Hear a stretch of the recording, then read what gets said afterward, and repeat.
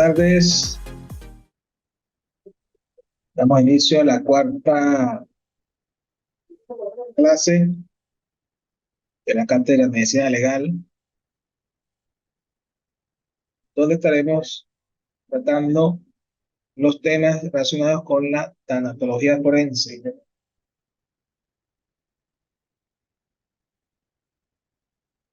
los fenómenos cadavéricos tempranos, los fenómenos cadavéricos tardíos, las fases por las que pasa el cadáver una vez que han cesado los signos vitales y da inicio a la muerte de las funciones fisiológicas del cuerpo. Hablaremos también de los diferentes tipos de autopsias, la autopsia clínica, la autopsia psicológica,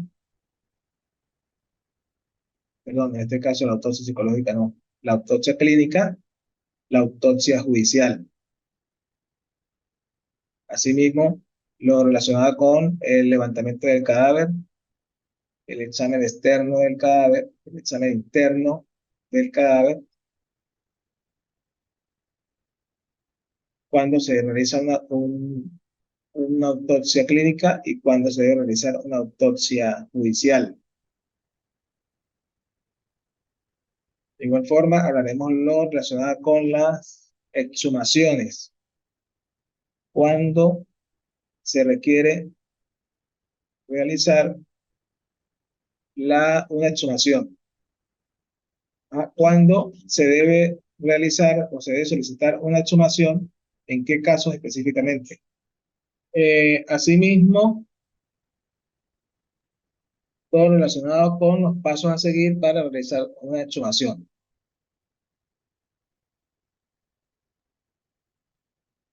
Vamos a comenzar hablando de lo relacionado con el cronodiagnóstico. En anteriores clases mencionamos algo al respecto relacionado con el cronodiagnóstico, que tiene que ver con tanato-muerte, cronotiempo, diagnóstico del tiempo de muerte, es decir, la data de la muerte. El tiempo transcurrido después de la muerte. Para determinar la data de la muerte o intervalo post-morte, se debe evaluar en el cadáver los fenómenos cadavéricos iniciales o tempranos, como son enfriamiento cadavérico, rigor mortis, albor mortis, deshidratación cadavérica, livideces cadavéricas o livor mortis y rigidez cadavérica o rigor mortis. De igual forma, se deben estudiar los fenómenos cadavéricos sucesivos o tardíos. ¿Cuáles son? La autólisis y putrefacción, sus 4 fases: fase cromática, fase gaseosa, liquefacción y reducción esquelética.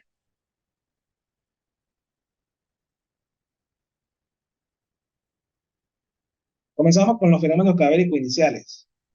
Vamos a empezar con el enfriamiento cadavérico o albor mortis. Una vez que cesan las funciones vitales del cuerpo humano, empieza el cadáver a descender la temperatura en el cadáver. La temperatura del cadáver empieza a descender y nos encontramos con lo denominado enfriamiento cadavérico o albor mortis, que es un fenómeno cadavérico inicial o temprano, y se inicia las primeras horas de la muerte. Y se produce en el momento que se extingue la vida, en vista de que la producción de calor en el cuerpo se detiene, su temperatura desciende gradualmente hasta nivelar la temperatura ambiente. Se estima que la temperatura desciende aproximadamente a razón de 1 grado centígrado hora hasta equilibrarse con el medio ambiente, lo cual sucede a las 24 horas aproximadamente. El enfriamiento cadavérico empieza a manifestarse en las partes del cuerpo expuestas, como por ejemplo la cara, las manos, los pies,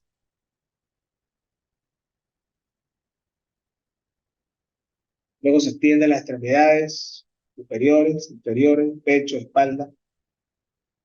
Y más tarde, en el cuello, en las axilas, en el vientre y finalmente en las vísceras. Este transcurrir del enfriamiento viene condicionado por la causa de la muerte y diferentes factores individuales que pueden acelerar o retardar ese enfriamiento cadavérico. Como por ejemplo, lo acelera la muerte por frío, las hemorragias severas, si el cadáver se encuentra desnudo, el frío ambiental, etc. Y lo retardan las enfermedades agudas febriles, ¿sí? Los cuadros sépticos de diferentes etiologías, diferentes orígenes, el ambiente caluroso, entre otros. La importancia médico-legal de este fenómeno cadavérico consiste en el diagnóstico de la muerte real y el diagnóstico de la data de la muerte.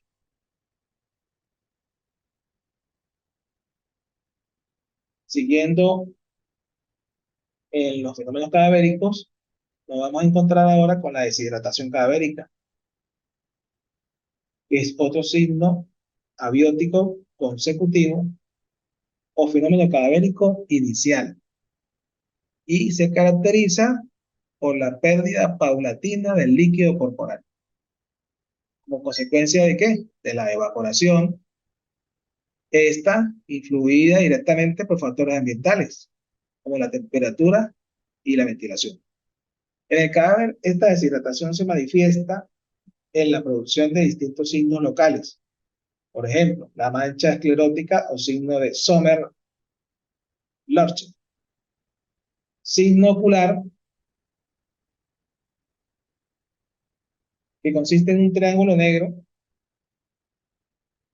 que se forma en la base de la córnea, en la parte externa del ojo y más tarde en la parte interna. Ambas manchas, la externa y la interna, tienen tendencia a extenderse de manera transversal y llegan a unirse formando un segmento de elipse o una especie de elipse en la cavidad inferior del ojo. Esa mancha esclerótica aparece cuando el cadáver permanece con los ojos abiertos o entreabiertos, motivo por el cual la mancha esclerótica se adelgaza y se vuelve transparente por efecto de la deshidratación, quedando visible el pigmento de la coroides. Estamos hablando de ojo. Entonces dijimos, aparecen las partes no cubiertas o los párpados, aproximadamente entre 3 a 5 horas después de la muerte. La importancia de este fenómeno cadavérico, el médico legal, de este signo cadavérico, es el diagnóstico de muerte y el diagnóstico de intervalo post-muerte. Se toma en cuenta para determinar más o menos aproximadamente la data de la muerte. ¿Qué tiempo lleva esa persona desde su fallecimiento? Si la rigidez comienza rápido, va a pasar rápido. Si comienza de forma tardía, pues ella va a tardar en desaparecer. Y su duración es prolongada. La rigidez comienza a partir de las 3 a 5 horas después de la muerte y comienza a desaparecer a partir de las 24 a 36 horas post-muerte. De acuerdo a las circunstancias individuales ambientales y relativas a la causa de la muerte, se puede modificar la evolución cronológica normal de la rigidez cadavérica. Eso va a depender de muchos factores. Pero los valores que se tratan son aproximados. Espasmo cadavérico es un signo abiótico consistente en la conservación y fijación de la última actitud y posición que tenía el cuerpo en el momento cuando ocurre la muerte. El mecanismo de producción de esta fase se debe a la falta de la fase de flacidez y relajación previa que precede la rigidez. Se debe a la contractura súbita de los músculos, que sucede casi de manera inmediata cuando la muerte es violenta, producida por algo que le produce un asombro, una sorpresa a la persona sea, momentos antes de morir. Y eso queda ahí fijo, los músculos se contraen y pues, se produce la muerte y la persona queda en esa posición o en esa,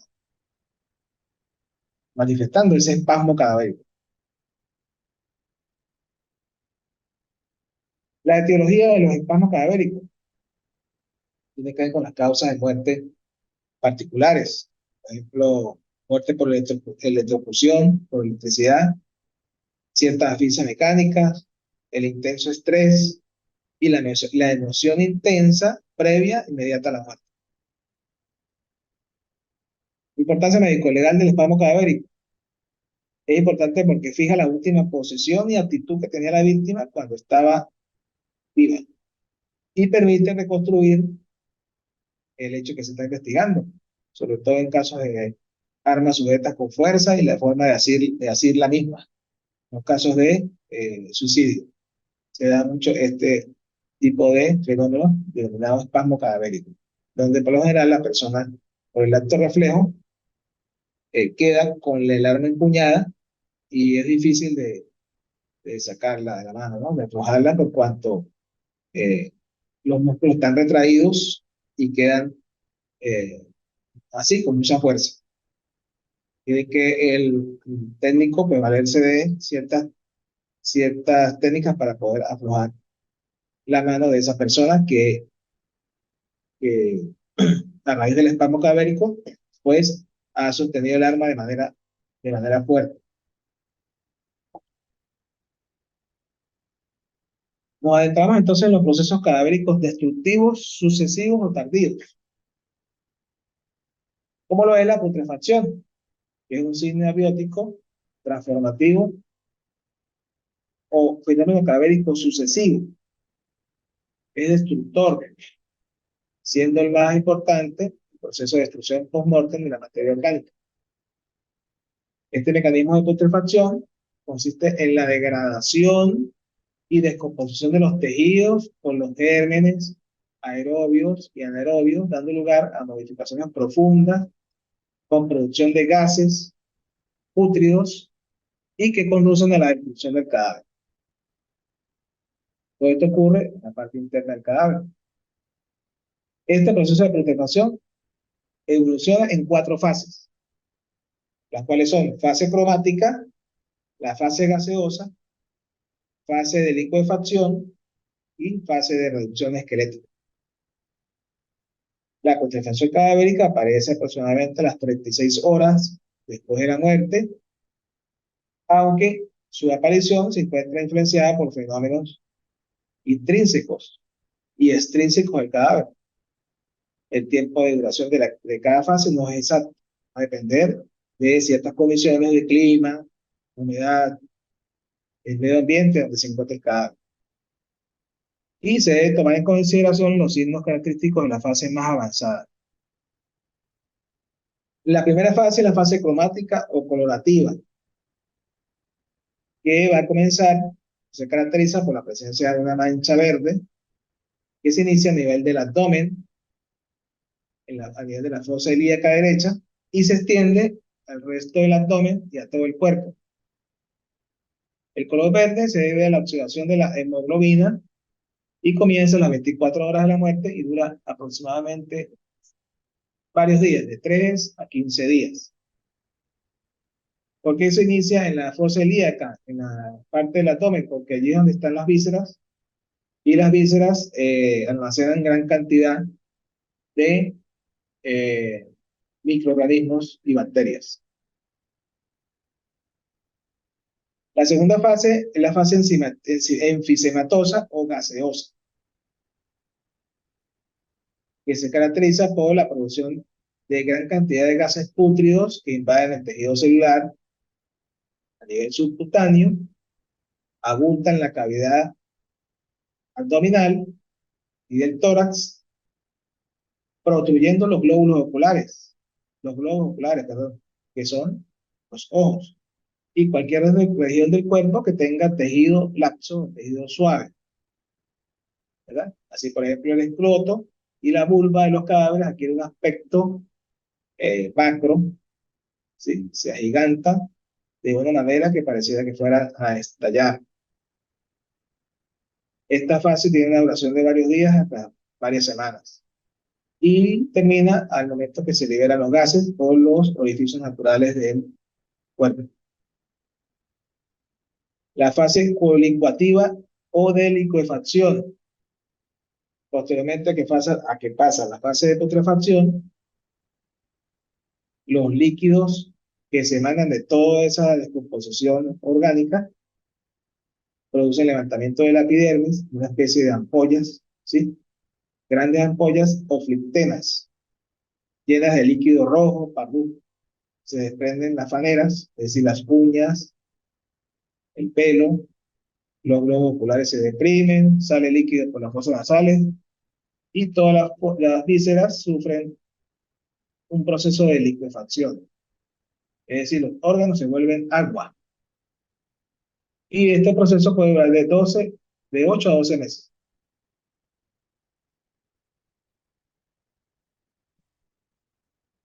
También tenemos que hablar de lo relacionado con los procesos cadavéricos conservadores. Así como hay procesos cadavéricos destructores, hay procesos cadavéricos conservadores, donde a través de él el cuerpo trata de conservarse. Uno de esos es la saponificación.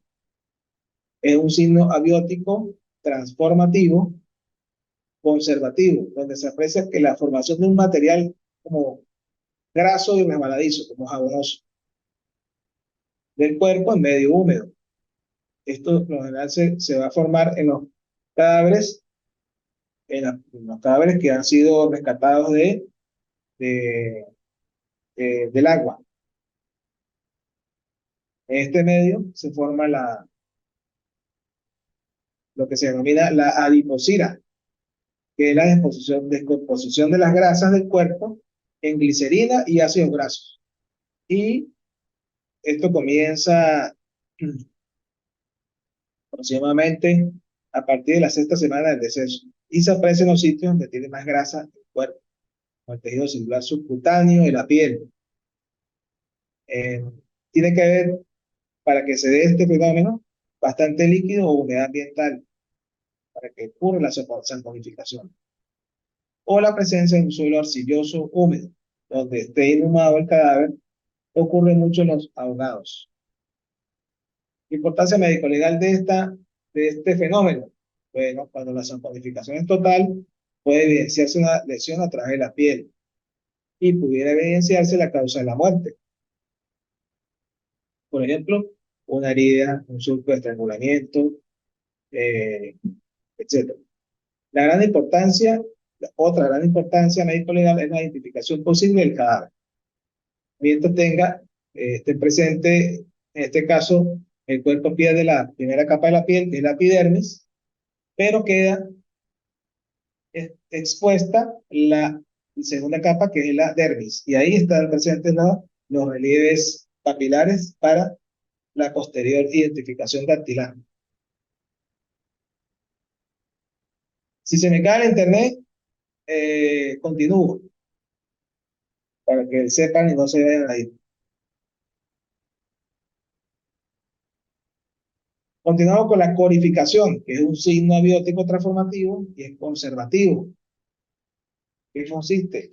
Se caracteriza por el aspecto consistente en toda su extensión que presenta la piel del cadáver. Es decir, se asemeja del cuero, un cuero curtido o apergaminado.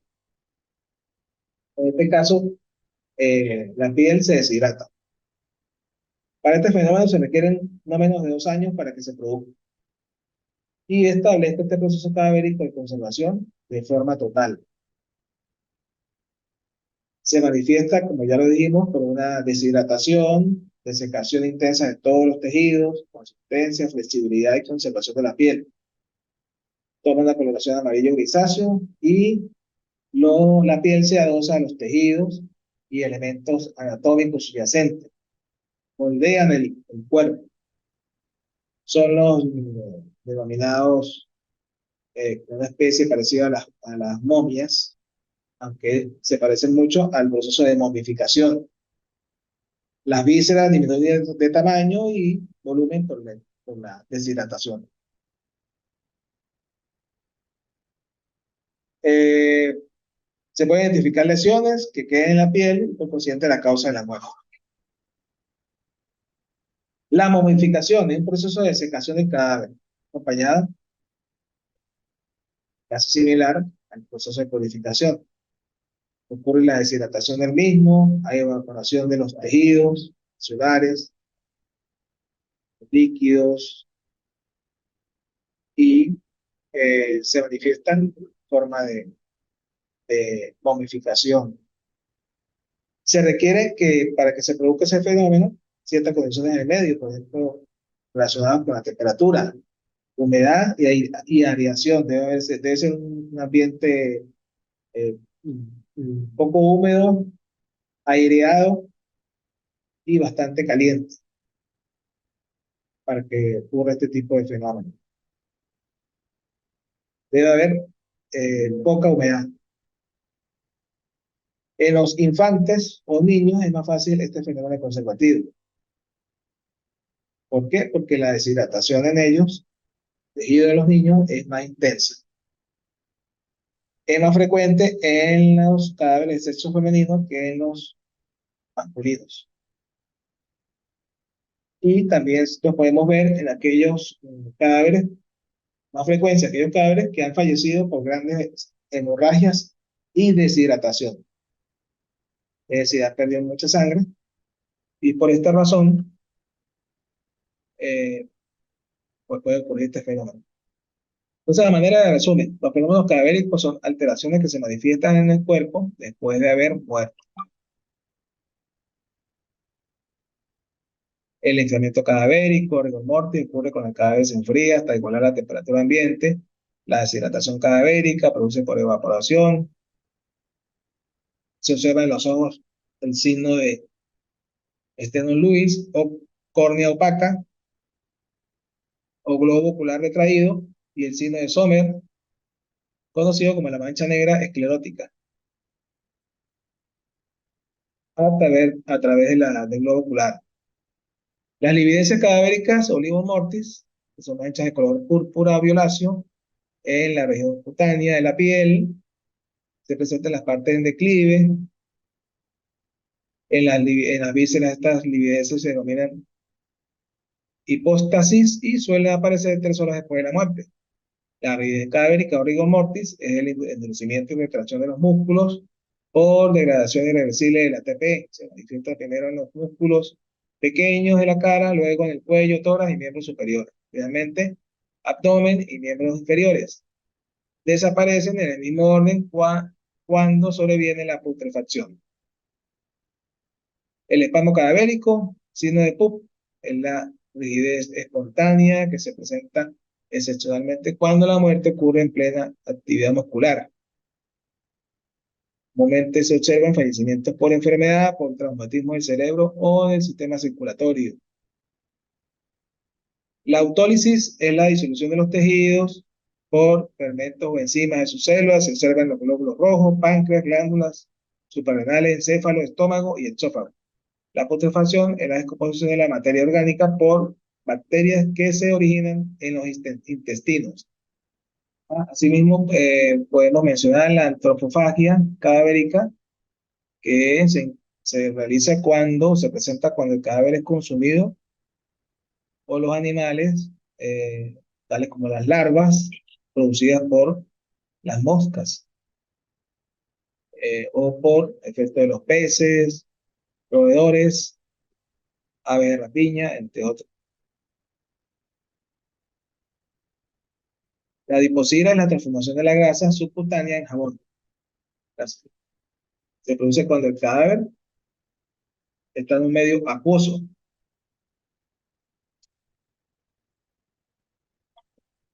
Y también es un fenómeno conservador. La corificación es un fenómeno que hace que la piel del cadáver adquiera un aspecto de cuero recién curtido. Se presenta cuando aquel se encuentra en un féretro de plomo o de zinc. Es característico. Las deposiciones mortuorias son todas aquellas regulaciones que se relacionan con la existencia de un cadáver.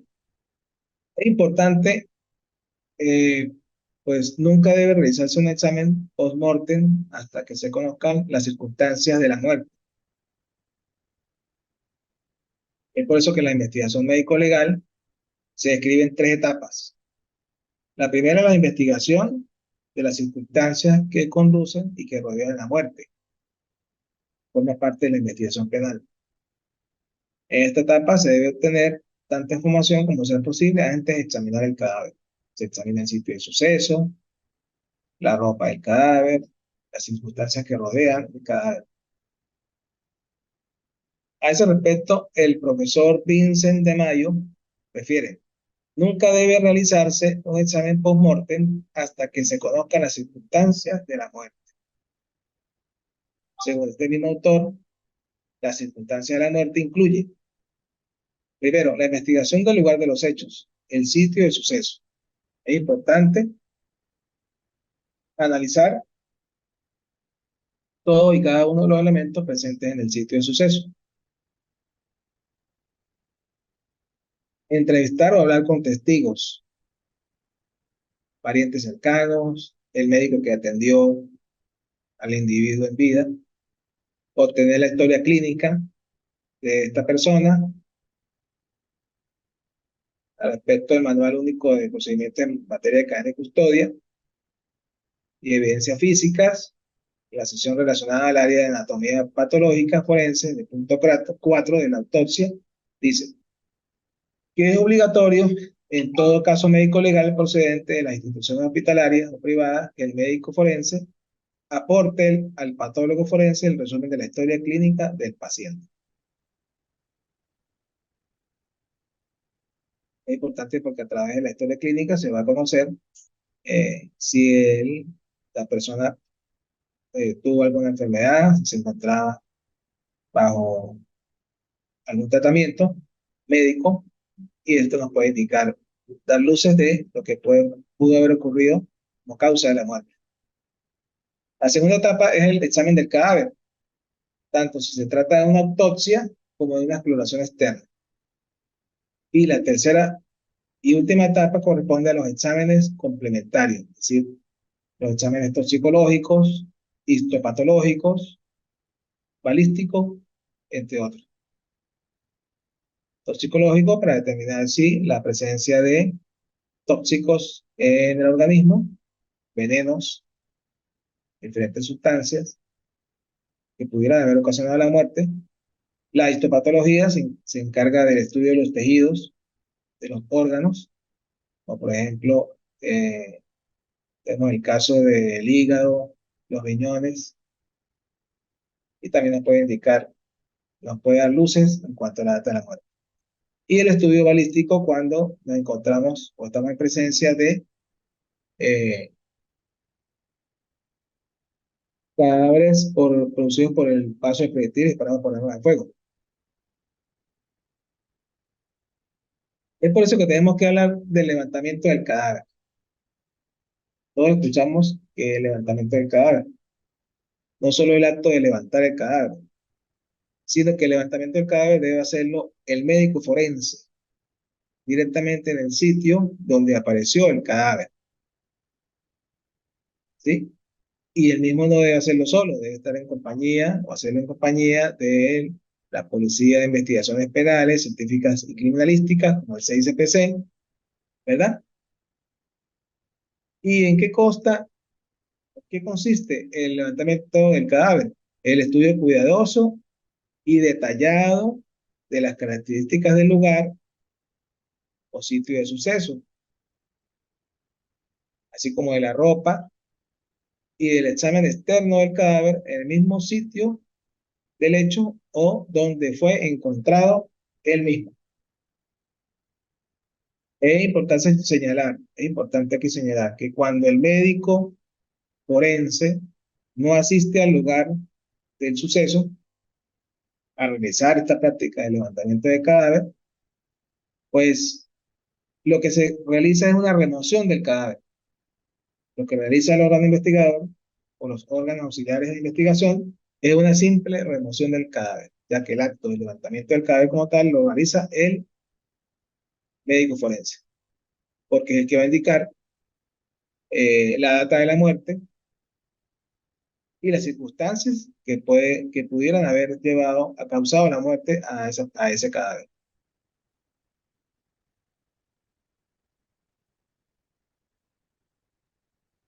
¿Y por qué? Porque se deben cumplir todas y cada una de las fases del levantamiento, por cuanto el médico forense no está recogiendo toda la información que se encuentra en el sitio de suceso, fundamental para poder relacionar los hallazgos encontrados en la autopsia con lo observado en el lugar del hecho. A todas estas, ¿qué es el sitio de suceso? Es el área donde se ha cometido un hecho que puede ser criminoso o punible, razón por la cual debe ser delimitada y protegida dicho sitio de suceso a fin de evitar el acceso de extraños y asegurar la conservación del ambiente y de las cosas allí presentes. ¿Por qué? Porque las personas curiosas o interesadas pueden borrar o agregar rastros, huellas o evidencias en el lugar del suceso. La inspección del sitio de suceso debe ser realizada de forma cuidadosa, minuciosa, paciente, metódica y lo más completa posible, partiendo de lo general a lo particular, de lo esencial a lo accesorio. Es recomendable durante la inspección ocular, en este caso inspección ocular se denominaba antes inspección ocular, ahora se denomina inspección técnica, por cuanto no solamente la vista es la que va a estar actuando allí, sino que se van a poner en práctica el uso de todos los sentidos. Por eso se denomina inspección técnica, porque así como podemos aplicar el sentido de la vista, podemos aplicar también el sentido del olfato, el sentido del gusto, del tacto, todos los sentidos. Por eso se denomina inspección técnica. Dice un viejo precepto que durante la inspección técnica se debe hablar poco y observar mucho. ¿Por qué? ¿Qué quiere decir esto? Porque esto evitará distracciones, olvidos, omisiones de cosas que se deben realizar y que después no podrá ser posible demostrar o reconstruir. Por eso que el profesor italiano Francini, su texto de medicina legal, comenta que a través de la observación del cadáver en el sitio de suceso, el médico forense podrá recoger elementos preciosos sobre la cronología de la muerte, sobre la naturaleza de la causa de la muerte y de los medios utilizados para producir dicha muerte. Asimismo, el examen externo del cadáver, que es el primer paso que realiza el anatomopatólogo al iniciar la autopsia y consiste en la inspección detallada y minuciosa del cadáver sobre la parihuela o mesa metálica de Norwood. Antes de iniciar la operación anatómica, que es el examen interno del cadáver. Debe haber buena iluminación y con las condiciones con el cadáver en las mismas condiciones como fue hallado. Si está vestido, se debe escribir la vestimenta, luego se procede a desvestirlo, se fija fotográficamente, el carácter general, particular y de detalle. No es recomendable lavar el cadáver, ciertas partes se deben lavar, pero no cuando hay presente heridas, eh, donde están interesados proyectiles por arma de fuego, algún signo de tatuaje por allí. Entonces, se debe tratar de no modificar lo más posible el cadáver, lo menos posible el cadáver. Y se le toma nota de todas aquellas particularidades que proporcionan los datos relacionados con la identificación del cadáver, la data de la muerte, la causa de la muerte, el medio donde permaneció el cadáver. Este estudio debe ser de manera sistemática y debe ser de manera cuidadosa. Asimismo, el examen interno del cadáver. es cuando ya se hace la apertura del cuerpo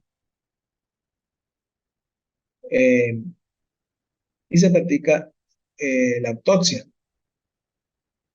y va a determinar la inspección técnica interna del cadáver, de todos y cada uno de sus órganos, para poder determinar qué ocasionó la causa de la muerte. Se debe abrir primero la cavidad craneal, después la torácico abdominal y se deben abrir todas las cavidades, es decir, cabeza, tronco y abdomen.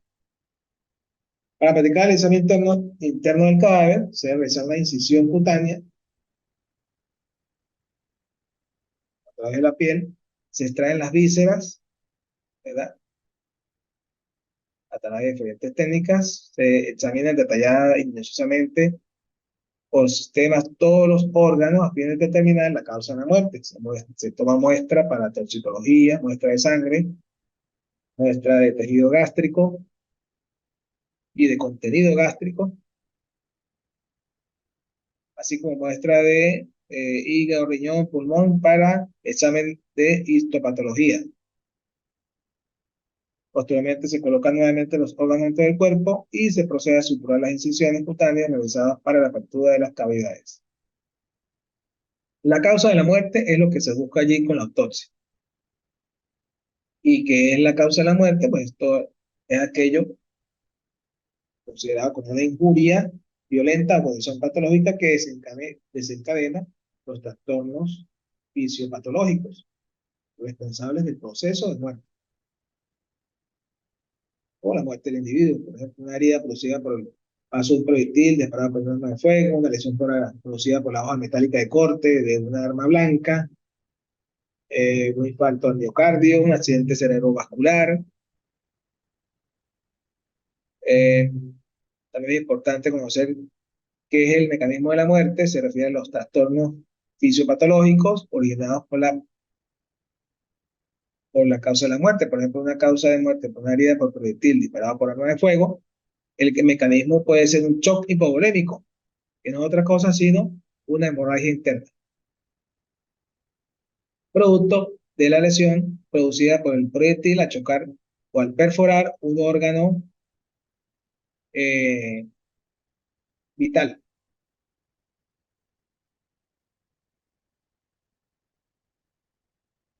produciendo una lesión pulmonar, cardíaca, renal o hepática, dependiendo del órgano que interese.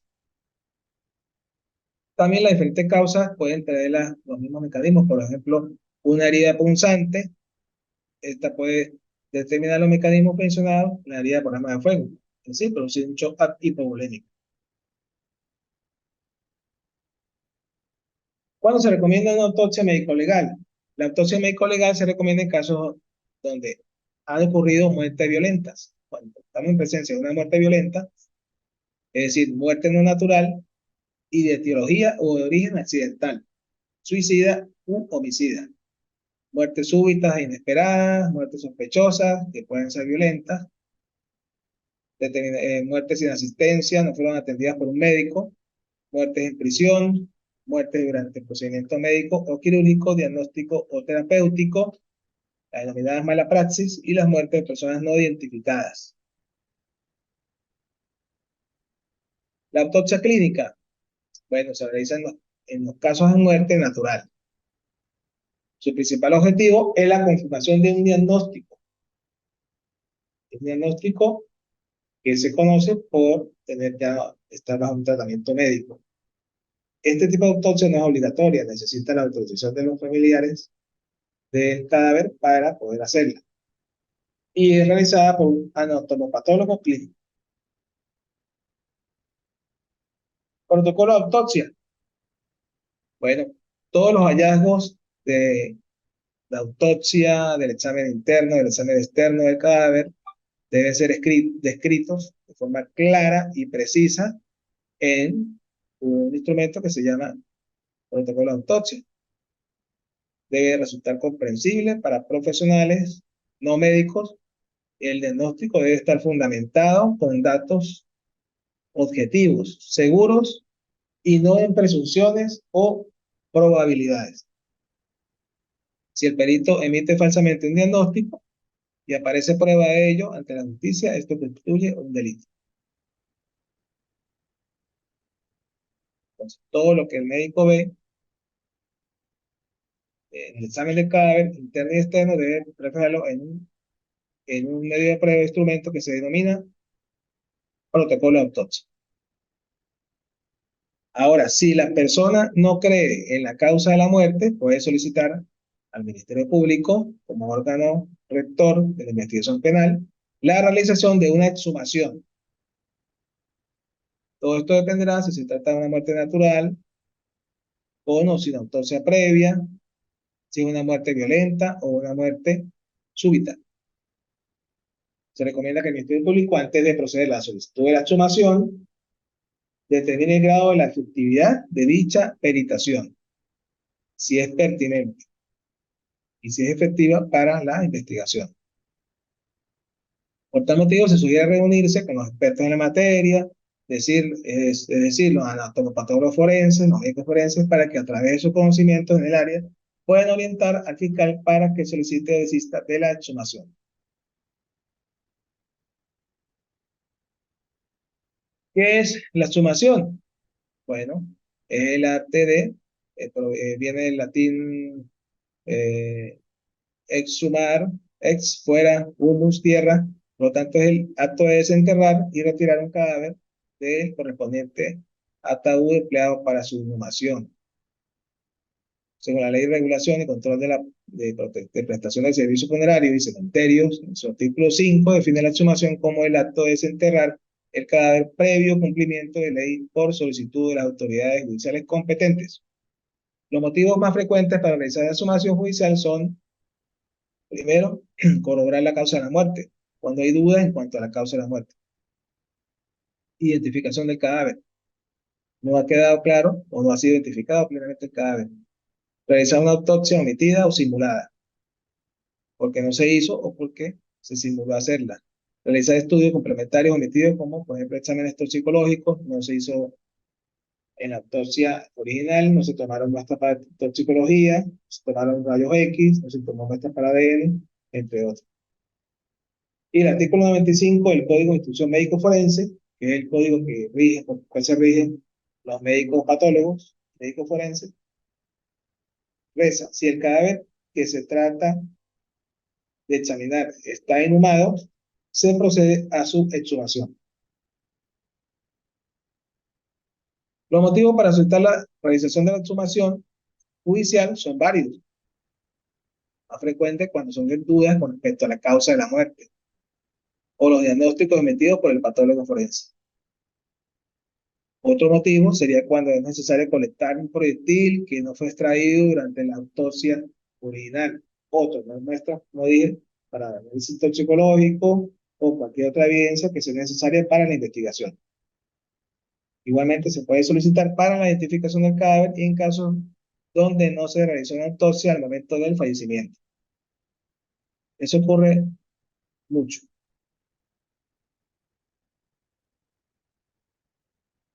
La sumación judicial se debe considerar como una contraexperticia. Que se lleva a cabo con fines judiciales, a solicitud del Ministerio Público, previa orden de autorización del tribunal competente, con el objetivo de obtener datos necesarios que ayuden a establecer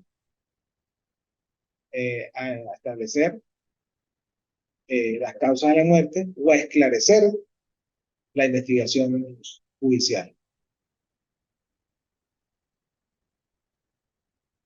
Es importante aclarar que se puede hablar de contraexperticia siempre y cuando existe una autopsia previa o unos diagnósticos y causa de la muerte,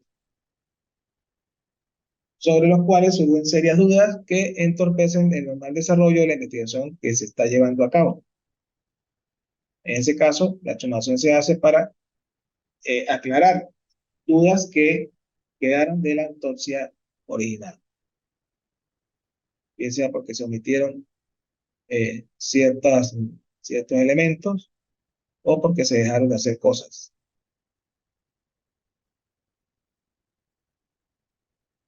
La exhumación no judicial o civil, ese es otro tipo de exhumación que se realiza generalmente a solicitud de los familiares. Se hace en los casos cuando se han trasladado los restos de un lugar a otro, de una ciudad a otra, de un cementerio a otro,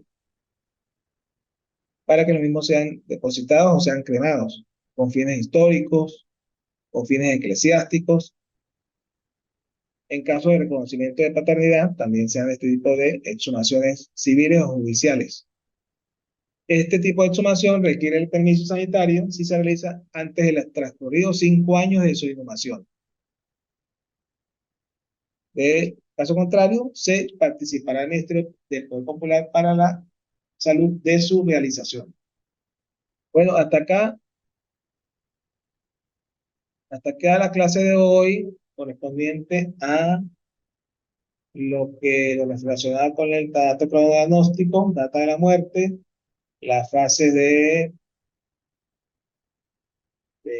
composición del cadáver, fases iniciales, fases tardías, los tipos de autopsias relacionadas con el levantamiento del cadáver, el examen externo e interno del cadáver y los tipos de exhumación y por qué se realiza una u otra. Espero que